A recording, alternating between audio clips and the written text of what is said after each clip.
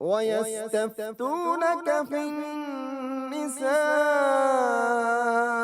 قُلِ اللَّهُ يُفْتِيكُمْ فِيهِنَّ وَمَا يُتْلَى عَلَيْكُمْ فِي الْكِتَابِ فِي يَتَامَى النِّسَاءِ. السلام علیکم ورحمۃ اللہ وبرکاتہ۔ میں ہوں آپ کی میزبان عائشہ احسن، اور ہمارے ساتھ موجود ہیں ہماری نہایت ہی محترم استاذہ محترمہ رضیہ مدنی صاحبہ، جو اسلامک انسٹیٹیوٹ کی ہیڈ بھی ہیں۔ ہر قوم کا اپنا اپنا ایک امتیازی نشان ہوتا ہے جو اس کی پہچان بھی ہوتی ہے۔ اسلام کا امتیازی نشان، بلکہ یوں کہنا چاہیے ایک مسلمان کی پہچان، دن اور رات کے اوقات میں 5 نمازیں باوضو حالت میں اپنے رب کے حضور کھڑے ہونا، اس سے اپنے گناہوں کی بخشش مانگنا اور اپنے رب سے اس کی رحمت طلب کرنا ہے۔ یہ 5 نمازیں مسلمان پر اس حد تک ضروری ہیں کہ اگر ان میں سے کوئی ایک نماز بھی ایک انسان جان بوجھ کر چھوڑ دیتا ہے تو اس کے بارے میں اللہ کے رسول صلی اللہ علیہ وآلہ وسلم نے فرمایا ہے کہ جس نے ایک نماز بھی جان بوجھ کر چھوڑ دی پس تحقیق اس نے کفر کیا۔ نماز کی اہمیت کا اندازہ اس حدیث پاک سے بخوبی ہم سب کو ہوتا ہے۔ اسی پر مزید روشنی ڈالنے کے لیے میں آپا سے ریکویسٹ کروں گی کہ نماز کی اہمیت پر مزید روشنی ڈال دیجیے۔ اصل بات یہ ہے کہ نماز ہی وہ عبادت ہے جو ایک مسلمان اپنے رب کے حضور بجا لاتا ہے۔ روزے سال میں ایک دفعہ ہوتے ہیں، زکوٰۃ 20 سال میں ایک دفعہ ادا کرنی ہوتی ہے، اور حج تو زندگی میں ایک دفعہ فرض ہے۔ تو نماز ہی ایک ایسی عبادت ہے جو کہ ہر مسلمان اللہ کے حضور 5 دفعہ بچا لیتا ہے۔ تو اس لحاظ سے نماز ہی اصل عبادت ہے، اور اسی لیے نماز کو ہی اللہ تعالیٰ نے قرآن مجید میں ایمان کہا ہے۔ آپا یہ بتائیں گی کہ نماز کی اپنی اہمیت ہے، اسی طرح باجماعت نماز کی اپنی اہمیت اور فضیلت ہے، کیا عورتوں کی امامت کروا سکتی ہے؟ اسلام اس بارے میں کیا کہتا ہے؟ اصل بات یہ ہے کہ نماز باجماعت بہت زیادہ فضیلت رکھتی ہے انفرادی نماز سے۔ نماز باجماعت بعض احادیث میں اس کا عام نماز سے 27 گنا زیادہ ثواب بتایا گیا ہے، بعض احادیث میں 25 گنا۔ تو اس لیے جو مرد حضرات ہیں وہ تو مسجد میں جا کے نماز پڑھ لیتے ہیں۔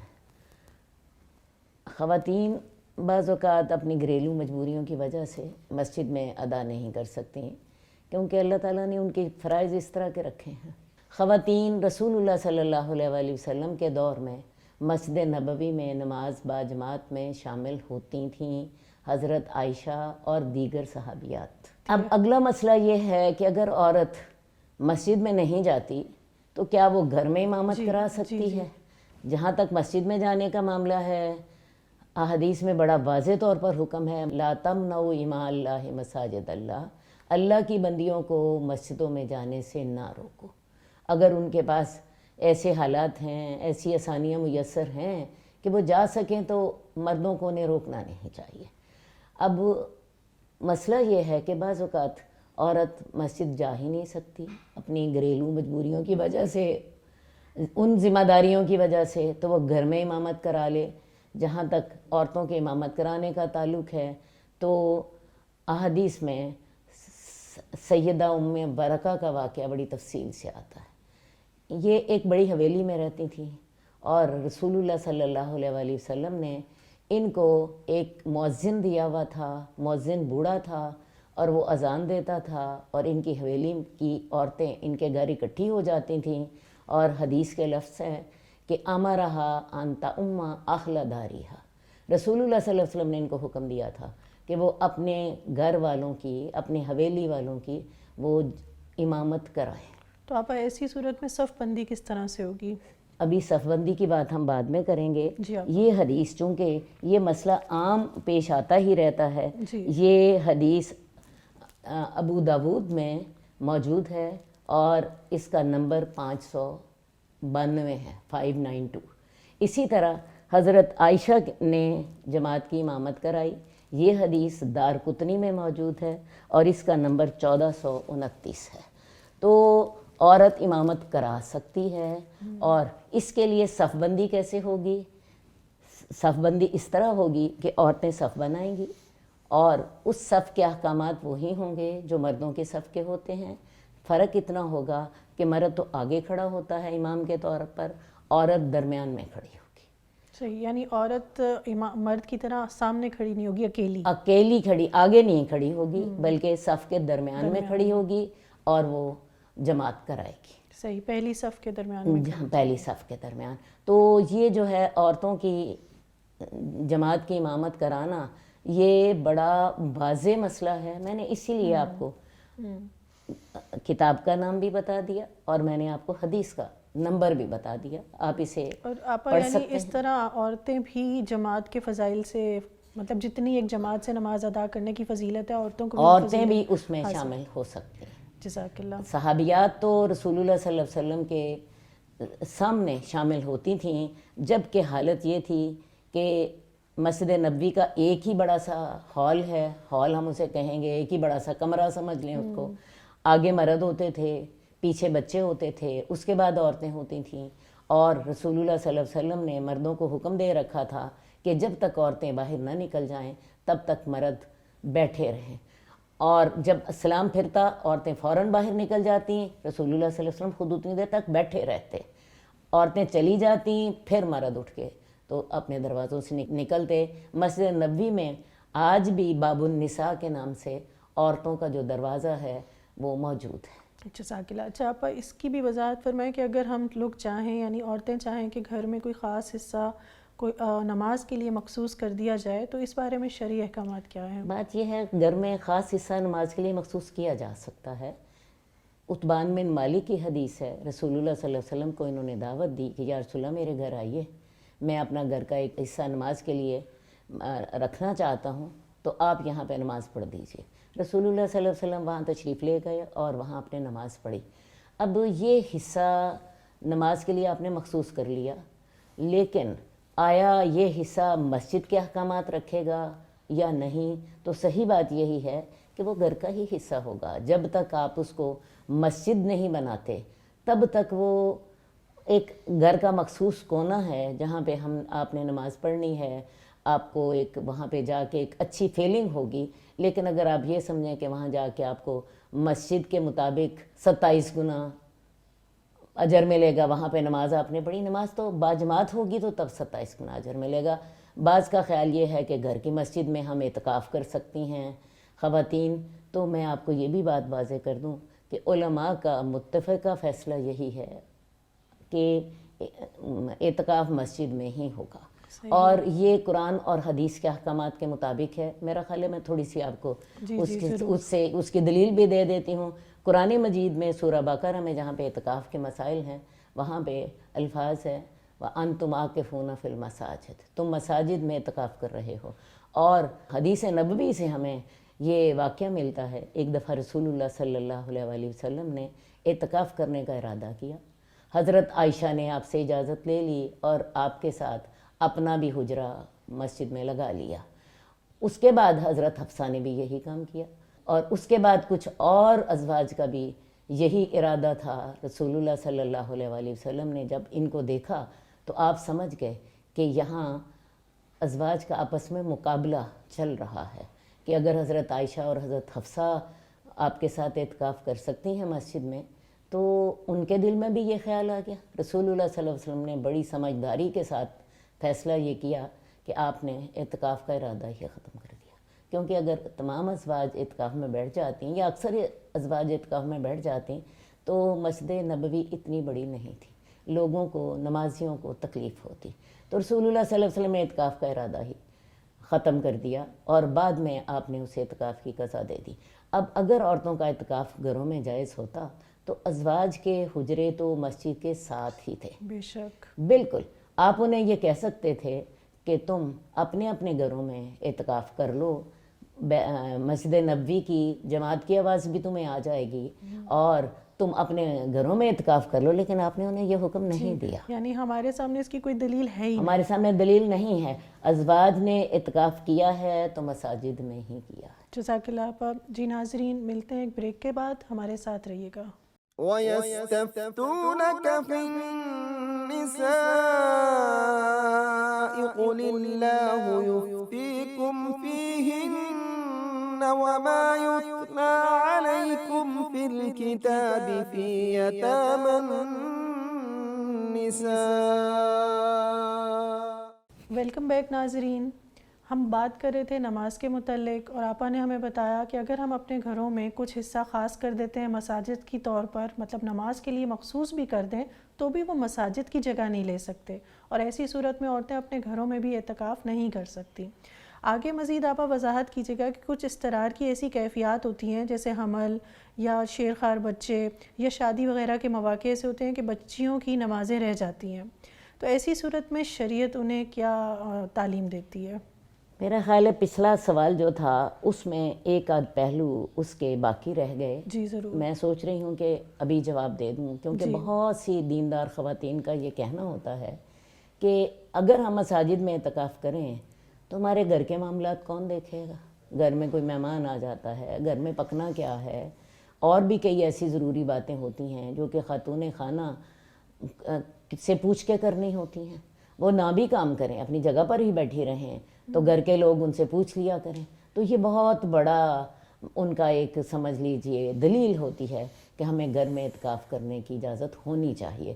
جب شریعت بیمار کو بیٹھ کر نماز پڑھنے کی اجازت دیتی ہے، لیٹ کر دیتی ہے، تو شریعت ہمارے مسئلے کا بھی حل بتاتی ہوگی. تو میں اس موقع پہ یہ واضح کرنا چاہتی ہوں کہ نماز تو فرض ہے، وہ تو ادا کرنی ہی کرنی ہے. اس لیے شریعت وہاں پہ آپ کو ہر طرح کی آسانی دیتی ہے. اعتکاف ایک نفل عبادت ہے. جن لوگوں کے حالات ایسے ہیں کہ وہ آسانی کے ساتھ اسے سر انجام دے سکیں وہ ضرور سر انجام دیں، اور جو نہیں دے سکتے وہ ایک نفل ہے، وہ اس کو نہ دیں. میں اپنی مثال آپ کو دیتی ہوں. میں آج تک اعتکاف نہیں بیٹھ سکی. ایک دفعہ صرف اعتکاف بیٹھی تھی، لیکن اس کے بعد بھی مجھے یہ احساس ہوا کہ مجھے آئندہ نہیں بیٹھنا چاہیے، کیونکہ میری گھر کی ذمہ داریاں ایسی ہیں کہ میں ان سے فارغ نہیں ہو پاتی. تو اس لیے انشاءاللہ تعالی ہمیں اللہ تعالیٰ ان ذمہ داریوں میں ہی وہ اجر عطا کر دے گا جو ہمارے دل کی تڑپ ہے. باقی جو مخصوص اعتکاف ہے اس کے لیے انہی خواتین کو اعتکاف میں جانا چاہیے جو کہ اپنے گھر کی ذمہ داریوں سے فارغ ہوں. جزاک اللہ آپا. اچھا آپا، وہی سوال دوبارہ دہرا دیتی ہوں کہ کچھ اضطراری کیفیات ایسی ہوتی ہیں، حالتیں عورتوں پر گزرتی ہیں جیسے حمل کی یا بچوں سے متعلق یا شادی وغیرہ کی وجہ سے ان کی نمازیں کئی کھٹی رہ جاتی ہیں، تو ایسی صورت میں شریعت ان کو کیا آسانی دیتی ہے؟ اصل بات یہ ہے کہ ہم نے نماز کو بڑا لائٹ لیا ہوا ہے. کھانا پکانا ہے، دعوت ہے، ہمارے لیے یہ زیادہ اہم ہوتا ہے کہ ہمارے سارے کام ہو جائیں. نماز کی خیر ہے بعد میں ہو جائے گی. شادی کرنی ہے، شادی کی ساری رسومات ہمارے لیے پہلی پریورٹی ہیں، نماز بعد کی پریورٹی ہے. تو سب سے پہلے تو میں آپ کو یہ کہنا چاہوں گی کہ نماز زندگی کا سب سے اہم کام ہے، اور اسے اس وقت ادا کرنا چاہیے جب آپ فریش ہوں، تازہ دم ہوں. کیونکہ اگر آپ تازہ دم نہیں ہیں تو نماز میں آپ کو مزہ ہی نہیں آتا. اللہ کے حضور جب آپ نے سرگوشی کرنی ہے، اللہ کے حضور حاضر ہونا ہے، تو کیا تھکا ہوا جسم لے کے اور ہم سے بیٹھا نہ جا رہا ہو تو تب ہم نے حاضر ہونا ہے.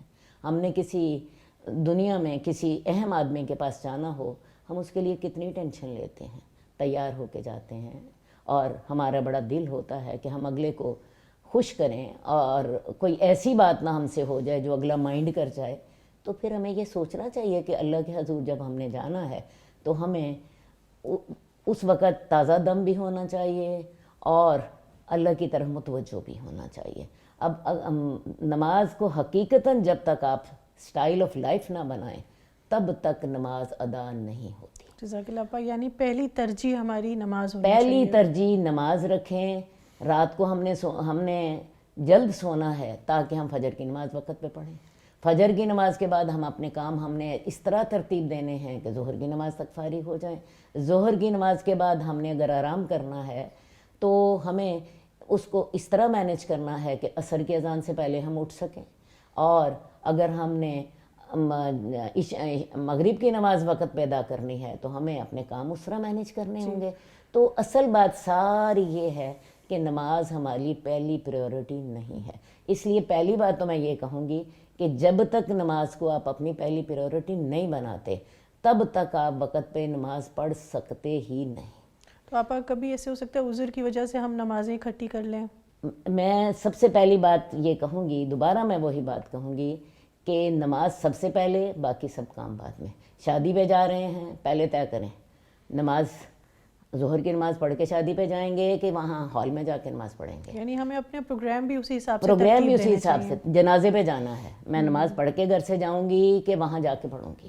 پہلی سب سے آپ کی پریورٹی ہونی چاہیے. بازار جا رہی ہیں، سوچیں گھر سے نماز پڑھ کے جاؤں گی کہ وہاں جا کے میں نے کسی مسجد کو ڈھونڈنا ہے یا میں نے کسی دکان میں نماز پڑھنی ہے. جب تک یہ سوچ نہیں ہوگی آپ کی نمازیں رہتی رہیں گی، وہ عذر کوئی بھی ہو. اب اگلا سوال ہے آپ کا کہ بعض اوقات عذر ہوتے ہیں اور ان کی وجہ سے ہم دو نمازیں اکٹھی کر سکتے ہیں یا نہیں کر سکتے. اللہ نے اجازت دی ہے، لیکن یہ اجازت اس بیک گراؤنڈ کے ساتھ ہے جو میں نے آپ کو پہلے بتایا. ایسا نہ ہو کہ پانچوں وقت ہی ہم نمازیں لیٹ کر رہے ہوں اور اس کے ساتھ پھر عذر کے ساتھ اور بھی معاملہ ہم خراب کر دیں. تو نمازیں اپنی پہلے، سب سے پہلی اپنی پریورٹی نماز بنائیں. اس کے بعد آپ کا عذر ہے. مثلا میں اپنا عذر آپ کو بتا دیتی ہوں. میرے پاس ٹوینز ہے اور ٹوینز بچوں کو پالنا آپ کو پتہ مشکل ہوتا ہے. جب تک وہ میرے ٹوینز رہے تو اللہ کا شکر ہے نماز چھوڑی تو نہیں، لیکن دو نمازوں کو اکٹھا کر لیتے تھے. ظہر اور عصر اکٹھی کر لیتے تھے، مغرب اور عشاء اکٹھی کر لیتے تھے. یوں ہی وہ تھوڑے سے 7-8 ماہ کے ہوئے تو اللہ نے توفیق دے دی، پھر علیحدہ علیحدہ کر کے پڑھنی شروع کر دی. اسی طرح بعض اوقات آپ بہت ہی زیادہ تھکے ہوتے ہو، زیادہ ہی تھک جاتے ہو، اس وقت بھی آپ کو اجازت ہے کہ آپ کبھی کبھار، اس کو روٹین نہ بنائیے، کبھی کبھار آپ کر سکتے ہیں آپ دو نمازوں کو اکٹھا کر لیں. ویسے شرعی عذر کے ساتھ آپ دو نمازیں اکٹھی کر سکتے ہیں. مثلا بارش ہو رہی ہے، تیز آندھی ہے، اولے پڑ رہے ہیں، یا گلیوں میں پانی کھڑا ہے. ہمارے ہاں جیسے عام بارش ہوتی ہے تو سیوریج سسٹم اچھا نہیں ہوتا تو پانی ہمارا کھڑا ہو جاتا ہے. ایسی صورتوں میں دو نمازیں اکٹھی کر کی جا سکتی ہیں. تو اس ایسی صورتوں میں کبھی کبھار ان سے فائدہ اٹھا لینا چاہیے، ورنہ میں سمجھتی ہوں کہ نماز اللہ کی پکار ہے اور اس پکار پر انسان کو اول وقت میں جس وقت اللہ بلائیں، حی علی الصلاۃ، حی علی الفلاح، فلاح ہمیں حاضر ہونا چاہیے. اس پہ لبیک کہتے ہوئے آگے بڑھ جانا لبیک کہتے ہوئے ہمیں آگے بڑھنا چاہیے. جزاک اللہ. اچھا آپا، اسی طرح اگر کوئی عورت ہے اور وہ اس کو ایام حیض آ جاتے ہیں، یعنی اپنے ایام حیض میں کیا وہ اپنی شرم کے بارے نماز پڑھ لیتی ہے؟ مطلب ایسے میں اس کے بارے میں شریعت کیا کہتی ہے؟ اس کے بارے میں شریعت کیا کہتی ہے؟ اصل بات ہے یہ صورت بعض اوقات بچیوں کے بارے میں پیش آتی ہے جن کو نئے نئے ایام سے واسطہ پڑتا ہے. اس کے بعد جب بچیاں بھی ذرا میچور ہو جاتی ہیں، مثلا انہیں سال ہو جاتا ہے، 1.5 سال ہو جاتا ہے، پھر وہ بھی اس کو ایک قبول کر لیتی ہیں. اور جو لوگ وہ عام طور پہ اپنے بھائیوں یا اپنے باپ کی وجہ سے شرم میں ہوتی ہیں، تو میں نے دیکھا ہے کہ باپ خود اس بات کا خیال کرتے ہیں کیونکہ وہ ان سارے مسائل سے واقف ہوتے ہیں.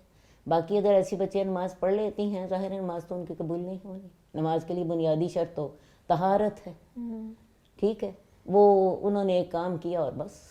اچھا آپا، میرا اگلا سوال آپ سے یہ ہے کہ بعض اوقات ایسے ہوتا ہے کہ آنکھ نہیں کھلتی، جیسے فجر کا وقت ہے، آنکھ نہیں کھلی اور نماز لیٹ ہو گئی، اور جب آپ کی آنکھ کھلتی ہے تو آپ کو آپ کے ایام آ جاتے ہیں، تو ایسی صورت میں پھر اس نماز کا کیا کرنا ہوگا؟ بات آپ نے یہ کی ہے کہ نماز ہماری لیٹ ہو گئی جی، اور نماز لیٹ ہو کے جب ہم پڑھنے لگے جی، تو اس وقت ایام آ گئے. جی، ذرا پڑھ نہیں سکتے ہیں اس کو، پھر تبھی آپ پڑھیں گے جب آپ پاک ہوں گے، غسل کر لیں گے. آپ اس وقت پاکی کے بعد ہی پڑھ سکتے ہیں. ٹھیک، یعنی اس نماز کو پڑھنا ہوگا جو آپ پہ پاکی کی حالت میں فرض ہوئی تھی. پاکی کی حالت میں فرض ہوئی تھی، تو جب آپ پاک ہو جائیں تو اس نماز کو ادا کر لیجیے. ٹھیک، جزاک اللہ بھائی. تو بہت نماز کی ادائیگی کے بارے میں ایک اور بھی بات آپ سے کہنا چاہتی ہوں. اس کا اگرچہ تعلق پاکی ناپاکی سے نہیں ہے. اکثر لوگوں کا خیال ہوتا ہے کہ اگر صبح کی نماز قضا ہوئی ہے تو اگلے دن فجر کے ساتھ اسے پڑھیں گے، یا عشاء کی نماز قضا ہوئی ہے تو اگلے دن اسے عشاء کے ساتھ پڑھیں گے. تو ان کا خیال یہ ہوتا ہے کہ اگلے دن کی نماز کے ساتھ ہم نے پڑھنا ہے. حالانکہ نماز قضا کا حکم یہ ہے کہ آپ جتنی جلدی ہو سکتا ہے اس کو پڑھ لیجیے. اگر وقت ہے، مثلا فجر کی نماز آپ کی قضا ہوئی ہے، فجر کی نماز کا آخری وقت تھا سورج نکلنے تک، آپ کی قضا ہو گئی. اب ایسا کیجئے سورج نکل آیا، سورج نکلنے کے بعد اسے پڑھ لیجیے. صحیح، یعنی اگر آنکھ کھلتی ہے سورج ابھی نکل رہا ہے، سورج طلوع ہونا شروع ہو گیا، تو ایسی صورت میں نہیں پڑھیں اور پھر نکلنے کے بعد پڑھ لیں. مگر فوری طور پر، مطلب آپ کو شعور آنے کے فوری طور پر پڑھ لینی چاہیے کیونکہ نیند کے سبب اگر نماز قضا ہو جاتی ہے تو نیند پر انسان کا اختیار نہیں ہوتا. تو انشاءاللہ اللہ تعالیٰ اسے معاف کر دیں گے. لیکن اس سلسلے میں سوچنا چاہیے کہ اگر کسی کی روزی نیند سورج پر کھلے تو پھر اس کو اپنا سیٹ اپ چینج کرنا چاہیے. اور یہ کبھی کبھار کے بارے میں ہے. جی، اور آپ ایسے بھی تو ہو سکتا ہے کہ آنکھ کھلے ہی نا، آنکھ کھلے ہی نا، پھر الارم لگائیں. نہیں، میرا کہنے کا مطلب ہے بس پھر زندگی ختم ہو جائے، آپ نے نماز نہیں زندگی ختم ہو جائے. تو بات اصل میں یہ ہے کہ نماز جو ہے نا وہ ہماری سب سے پہلی اور اہم ترین عبادت. جزاک اللہ خیر آپا، بہت ہی اہم مسائل تھے جن پر آپ نے ہماری رہنمائی فرمائی. اس دعا کے ساتھ اپنے پروگرام کا اختتام کرتی ہوں کہ اللہ تعالیٰ ہمیں دین کو سمجھنے، سیکھنے اور اس پر عمل کرنے کی توفیق عطا فرمائے کہ کل جب ہم اللہ کے حضور پیش ہوں تو اللہ ہم سے راضی ہو. السلام علیکم ورحمۃ اللہ وبرکاتہ. وَيَسْتَفْتُونَكَ فِي النِّسَاءِ قُلِ اللَّهُ يُفْتِيكُمْ فِيهِنَّ وَمَا يُتْلَى عَلَيْكُمْ فِي الْكِتَابِ فِي يَتَامَى النِّسَاءِ